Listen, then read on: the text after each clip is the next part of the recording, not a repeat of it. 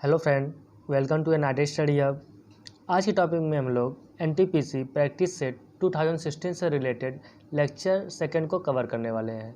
तो फ्रेंड्स, यदि आप हमारे चैनल पर नए हैं तो हमारे चैनल को सब्सक्राइब करके बेल आइकन को प्रेस कर लीजिएगा, जिससे कि हमारे नए वीडियो की नोटिफिकेशन आपको मिलती रहे। तो चलिए स्टार्ट करते हैं फ्रेंड्स आज का सेशन। हमारा क्वेश्चन नंबर फर्स्ट है, सर्वाधिक ऑस्कर पुरस्कार जीतने वाले पुरुष रिकॉर्ड किसके नाम पर है? तो दोस्तों इसका आंसर हो जाएगा option number first, Walt Disney के नाम पर है। ठीक है, सर्वाधिक ऑस्कर पुरस्कार जीतने वाले पुरुष जो हैं वो हैं वाल्ट डिज्नी। यदि हम बात करें ऑस्कर पुरस्कार की, तो ऑस्कर पुरस्कार की शुरुआत 1929 ईस्वी में की गई थी और यह पुरस्कार फिल्म के क्षेत्रों में दिया जाता है। क्लियर है दोस्तों? आगे चलते हैं हम लोग। क्वेश्चन नंबर सेकेंड है हमारा, पद्मश्री से सम्मानित किए जाने वाले पहले हॉकी खिलाड़ी कौन थे? तो दोस्तों इसका आंसर क्या हो जाएगा?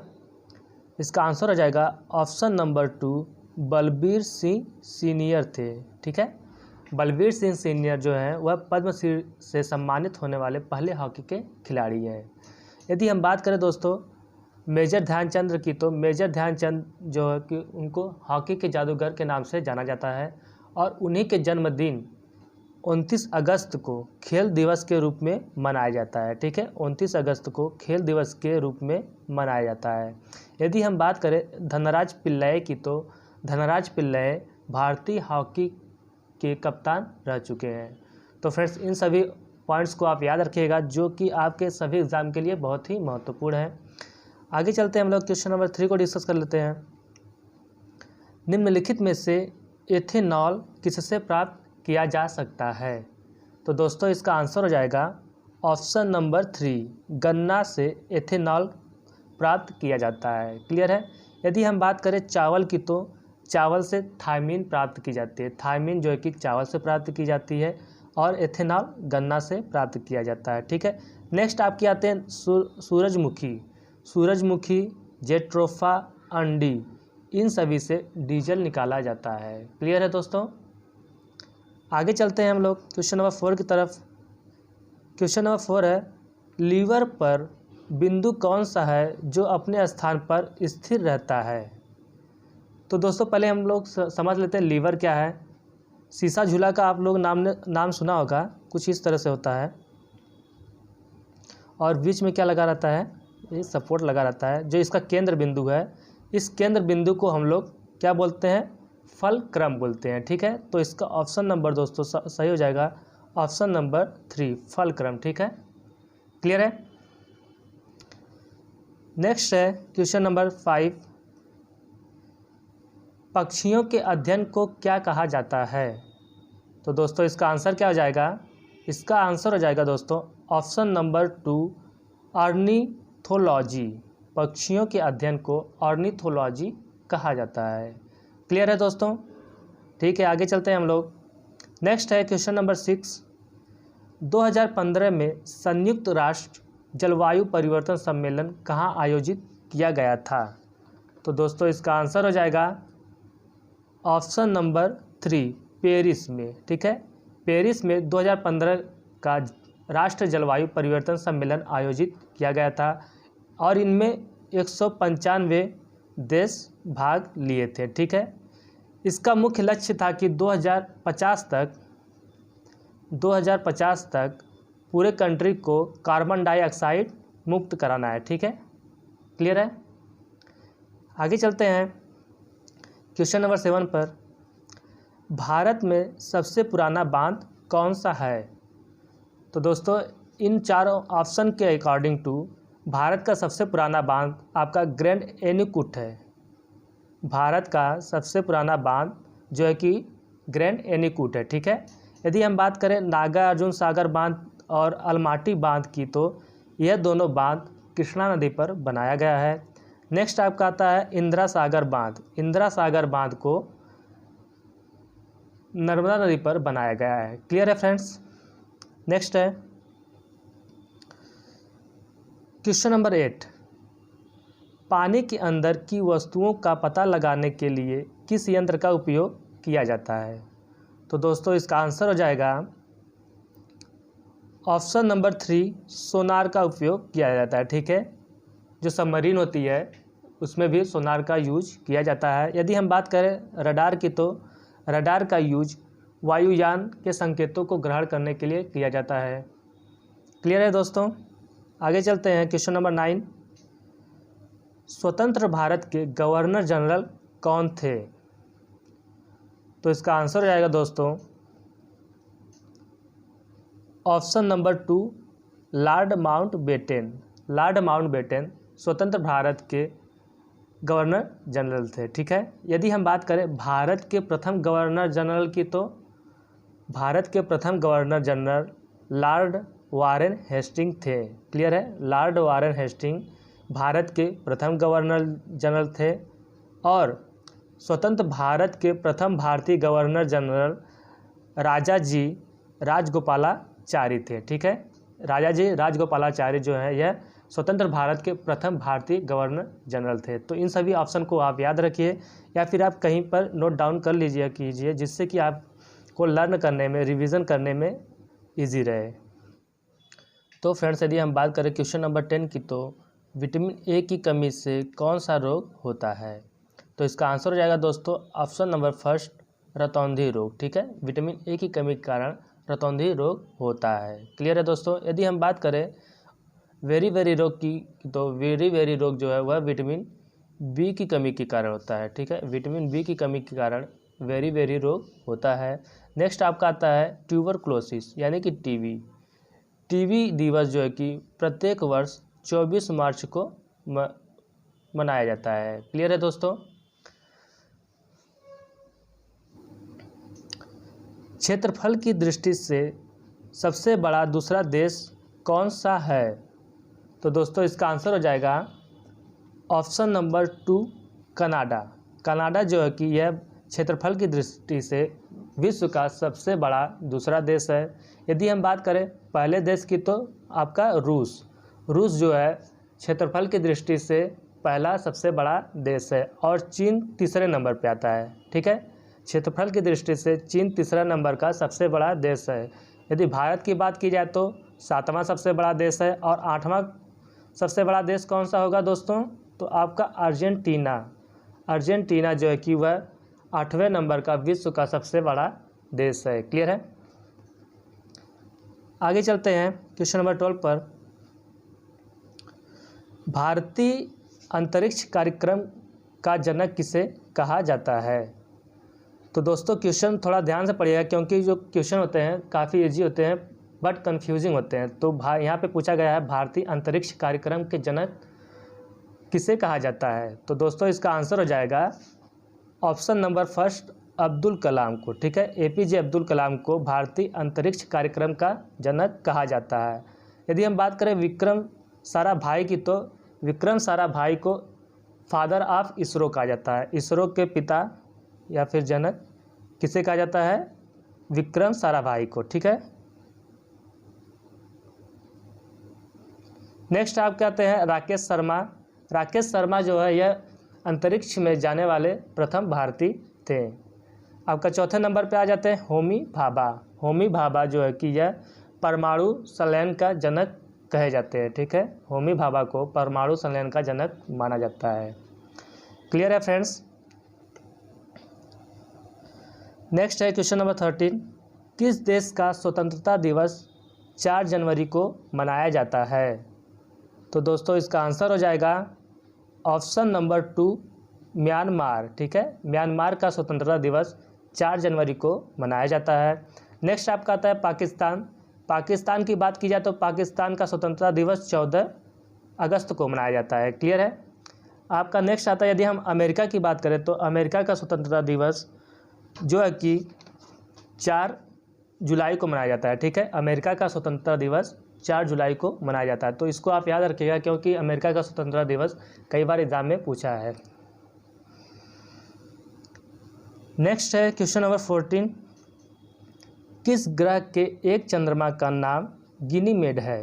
तो दोस्तों इसका आंसर क्या हो जाएगा? इसका आंसर हो जाएगा ऑप्शन नंबर 1 बृहस्पति। बृहस्पति के एक चंद्रमा का नाम गिनीमेड, चंद्रमा या उपग्रह का नाम गिनीमेड है। ठीक है, यदि हम बात करें गैनीमेड की, तो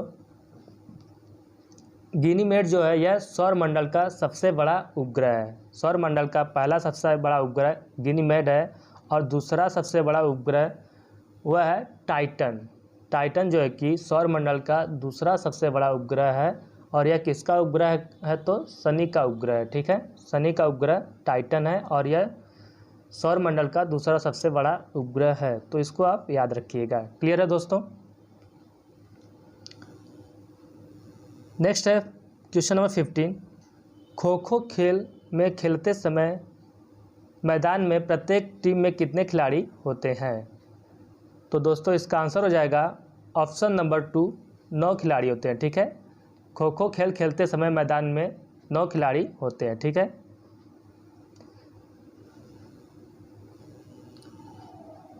नेक्स्ट है question number 16। International yoga day कब मनाया जाता है? तो दोस्तों इसका आंसर हो जाएगा ऑप्शन नंबर 3, 21 जून को। 21 जून को विश्व योगा दिवस के रूप में मनाया जाता है। ठीक है, और यह योगा दिवस जो है कि प्रधानमंत्री श्री नरेंद्र मोदी के आह्वान पर स्टार्ट किया गया था।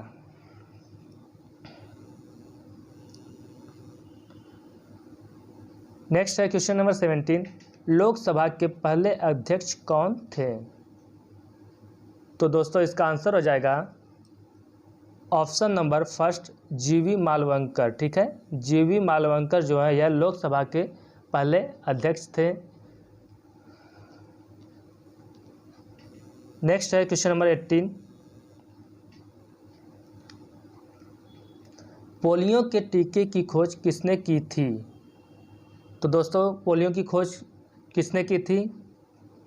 तो इसका आंसर हो जाएगा ऑप्शन नंबर 2, जोनास साल्क ने। ठीक है, जोनास साल्क ने पोलियो के टीके की खोज की थी। यदि हम बात करें लुईस पास्चर की, तो लुईस पास्चर ने रेबीज के टीके की खोज की थी। ठीक है, तो ये दोनों क्वेश्चन बहुत सारे एग्जाम में पूछा गया है एनटीपीसी के अलावा, तो इन सभी जितने मैं एक्स्ट्रा बता रहा हूँ उनको आप कहीं नोट डाउन कर लीजिए कीजिए, जो कि आपके एग्ज़ाम के लिए बहुत ही महत्वपूर्ण है।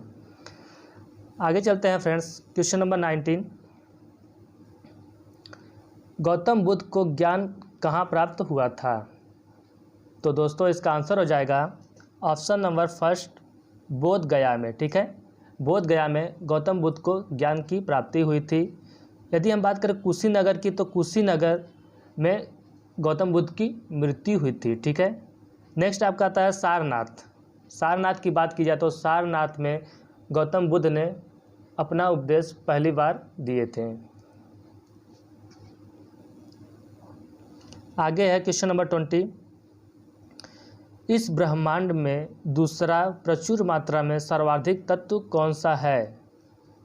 तो दोस्तों इसका आंसर हो जाएगा ऑप्शन नंबर 2, हीलियम। ठीक है, हीलियम जो है कि ब्रह्मांड में दूसरा प्रचुर मात्रा में सर्वाधिक तत्व है। ठीक है, यदि बात की जाए फर्स्ट की, तो आपका नाइट्रोजन जो है कि ब्रह्मांड में 78% है, वायुमंडल में पृथ्वी पर 78% नाइट्रोजन है। ठीक है, नेक्स्ट है क्वेश्चन नंबर 21। किस देश ने यूएसए को स्टैचू ऑफ लिबर्टी भेंट की थी? तो दोस्तों इसका आंसर हो जाएगा ऑप्शन नंबर 2, फ्रांस ने। ठीक है, फ्रांस ने यूएसए को स्टैचू ऑफ लिबर्टी भेंट में दी थी। नेक्स्ट है क्वेश्चन नंबर 22।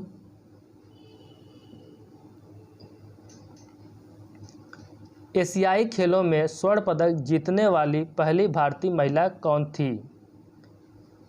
तो दोस्तों इसका आंसर हो जाएगा ऑप्शन नंबर 3, कमलजीत संधू। ठीक है, कमलजीत संधू एशियाई खेलों में स्वर्ण पदक जीतने वाली पहली भारतीय महिला थी। यदि हम बात करें एशियाई खेलों की, तो एशियाई खेलों की शुरुआत 1951 में दिल्ली में किया गया था। ठीक है, नेक्स्ट है क्वेश्चन नंबर 23। रविन्द्रनाथ टैगोर को किस वर्ष नोबेल पुरस्कार से सम्मानित किया गया था? तो फ्रेंड्स यह क्वेश्चन फर्स्ट शिफ्ट में भी पूछा गया था और सेकेंड शिफ्ट में भी पूछा गया है, दैट मीन्स यह रिविजनल क्वेश्चन है, तो मैंने फर्स्ट लेक्चर में भी इसका जिक्र किया था।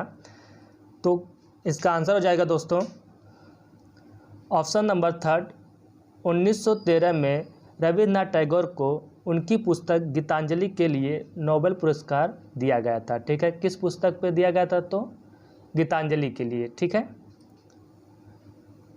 नेक्स्ट है क्वेश्चन नंबर 24, अजंता एवं एलोरा की गुफाएं किस राज्य में स्थित है? तो दोस्तों इसका आंसर हो जाएगा ऑप्शन नंबर 2, महाराष्ट्र राज्य में अजंता एवं एलोरा की गुफाएं स्थित है।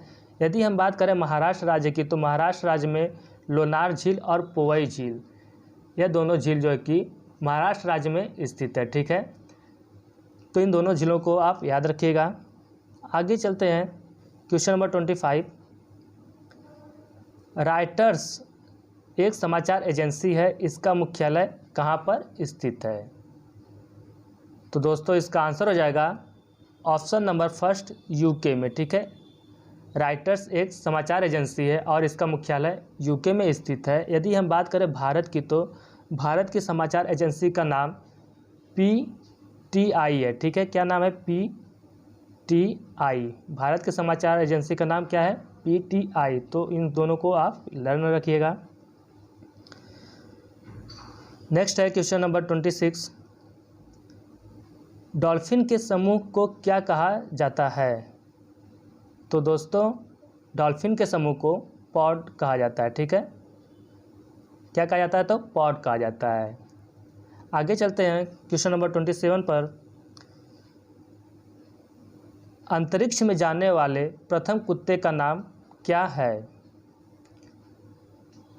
तो इसका आंसर हो जाएगा फ्रेंड्स ऑप्शन नंबर 4 स्पुतनिक है। क्लियर है, अंतरिक्ष में जाने वाले प्रथम कुत्ते का नाम स्पुतनिक था। तो इसको आप याद रखिएगा, जो कि NTPC के अलावा आपका UPSI में भी यह क्वेश्चन पूछा गया है। ठीक है, नेक्स्ट है क्वेश्चन नंबर 28, विद्युत आवेश का SI मात्रक क्या है? ठीक है, विद्युत आवेश का SI मात्रक क्या है? तो क्या है दोस्तों? कूलम्ब। ठीक है, विद्युत आवेश का SI मात्रक कूलम्ब है। तो इसका ऑप्शन नंबर 3 सही होगा। आगे चलते हैं क्वेश्चन नंबर 29 पर, डेनमार्क की राजधानी का नाम क्या है? तो दोस्तों इसका आंसर हो जाएगा ऑप्शन नंबर 1 कोपेनहेगन। ठीक है, डेनमार्क की राजधानी का नाम कोपेनहेगन है। नेक्स्ट है, यदि हम बात करें कैनबरा की, तो कैनबरा किसकी राजधानी है? तो ऑस्ट्रेलिया की राजधानी कैनबरा है। और यदि हम बात करें ऑस्ट्रिया की, तो ऑस्ट्रिया की राजधानी वियना जो है कि ऑस्ट्रिया की राजधानी है। और रूस की राजधानी मॉस्को। और ठीक है, आगे चलते हैं हम लोग क्वेश्चन नंबर 30 पर, सौर मंडल का सबसे छोटा ग्रह, ठीक है, तो कौन सा है दोस्तों? काफ़ी इजी क्वेश्चन है। तो इसका आंसर हो जाएगा फ्रेंड्स बुध जो कि है सौर मंडल का सबसे छोटा ग्रह है। तो इसका ऑप्शन नंबर 3 सही होगा। यदि हम बात करें बुध की, तो बुध सूर्य के सबसे निकट का ग्रह है। क्लियर है। सेकेंड पॉइंट क्या कहता है? बुध के पास कोई भी उपग्रह नहीं है। थर्ड पॉइंट की बात की जाए तो बुध सूर्य का परिक्रमण सबसे कम समय में करता है। क्लियर है दोस्तों? तो सेशन अच्छे से समझ में आया। तो फ्रेंड्स, यदि वीडियो पसंद आई हो तो वीडियो को हमारे लाइक्स और सब्सक्राइब करते रहिएगा। तब तक के लिए मिलते हैं नेक्स्ट वीडियो में और नेक्स्ट लेक्चर के साथ। जय हिंद, जय भारत।